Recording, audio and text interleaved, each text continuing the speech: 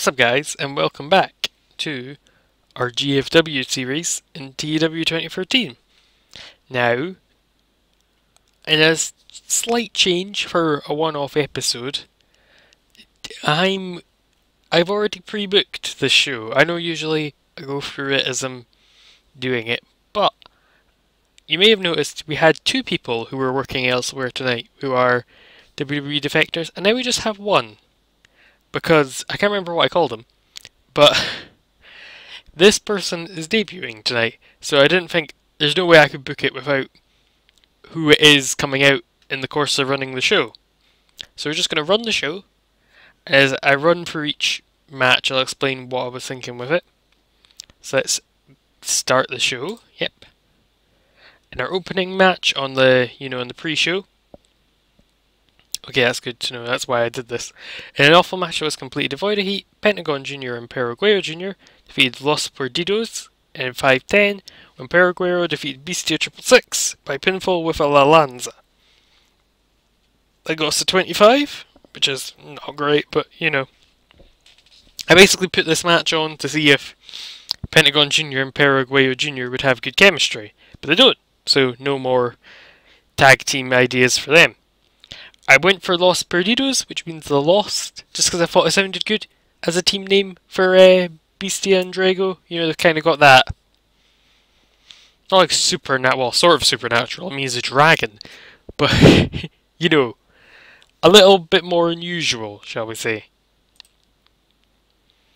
Then, in an absolutely wretched bout, damn, that was devoid of action or heat, Ruff Crossing made his debut, finally, and it was bitterly disappointing by defeating Shaw Samuels in 4:37 by pinfall. Cost us 16. That is terrible. That was a really bad rating. We're going to build up Ruff Crossing, fool. He's my project. He will be the face of this company eventually. He's going to start from the bottom and then go all the way to the top. All the way to the top. Let's see what happened in our next section. Oh yeah. A video airs. We're hyping Tommy Ends and Michael Dante. Basically, Ultimo Dragon is no longer with us, his contract expired, so we get a video plays with Tommy End and Michael Dante.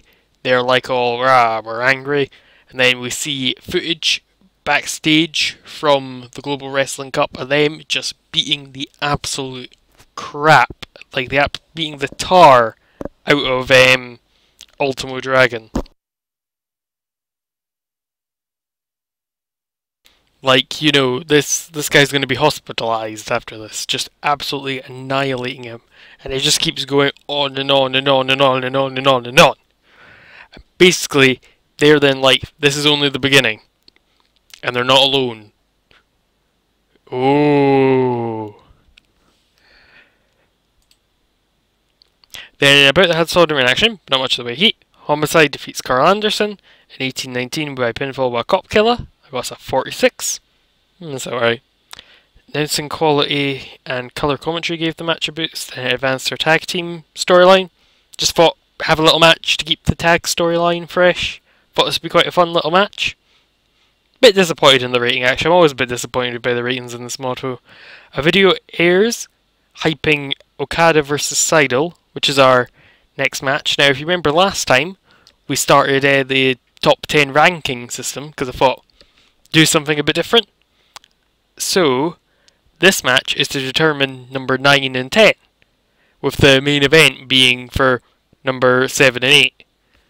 So, lads, listen, and about the Had Soldering action, an average heat, Okada defeated Matt Seidel in 12:29 by pinfall by Rainmaker, got us a 51, so this wasn't for Okada's belt, he's one night off for this, so now we can add in that Matt Seidel is ranked number 10. And number 9 is Okada.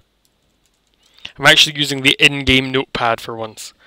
So what I'm planning for this is, if you win a match above and against an opponent above you, you move up, they move down.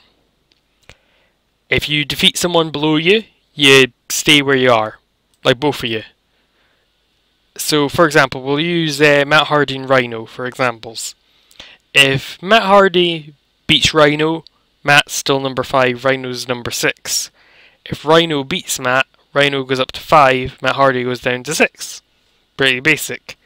I thought, for anyone that wants to, like, you know, earn a place, they have to then beat number 10. And if you lose to someone outside of the rankings, and you're not, you know, I'm trying to get a word list. Like, if you're not number 10, right, I can word this. If say, like, anyone from 9 to 1 loses to someone who isn't in the top 10, I'm trying to work out how I want to do this. I can't tell if I want them to then instantly go down to number 10,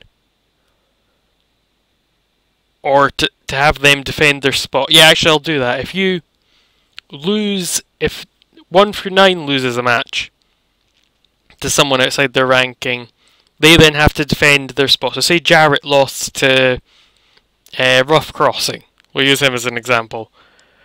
Jarrett loses his spot, everyone else goes up 1, and then Ruff Crossing can be number 10. Yeah, that's quite a good way of doing it. Yeah, I'll keep it like that. I need to write these rules down. In fact, I'll write them down now to remind myself. So 1, so rank versus rank. If above, if lower, wins.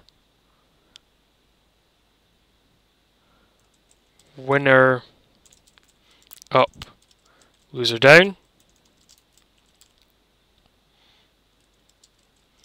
If upper wins, no change.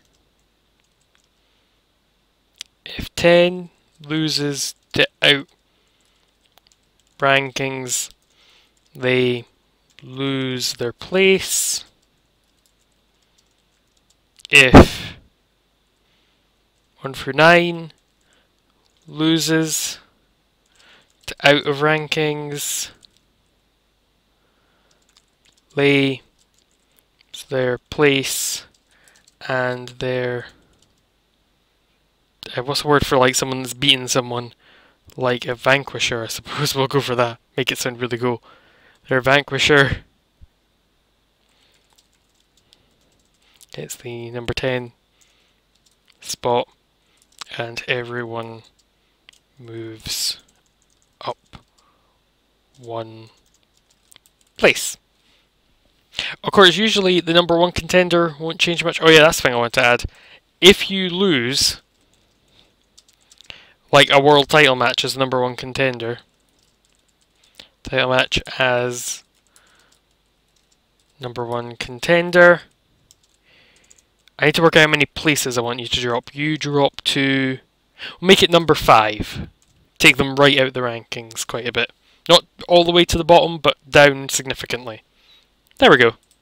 That's actually quite a cool set of rules. I need to remember to follow them. So in this match, in between number 3 and 4, the match has some good action average heat. Samoa Joe defeats Jeff Jarrett in 11:42 by pinfall on Muscle Buster. Got us a 56. They don't seem to click and had an awkward bout. That's annoying. But Samoa Joe won. Jarrett lost. So, because Samoa Joe is the upper of the two and he won, there's no change to the rankings, so it stays the same.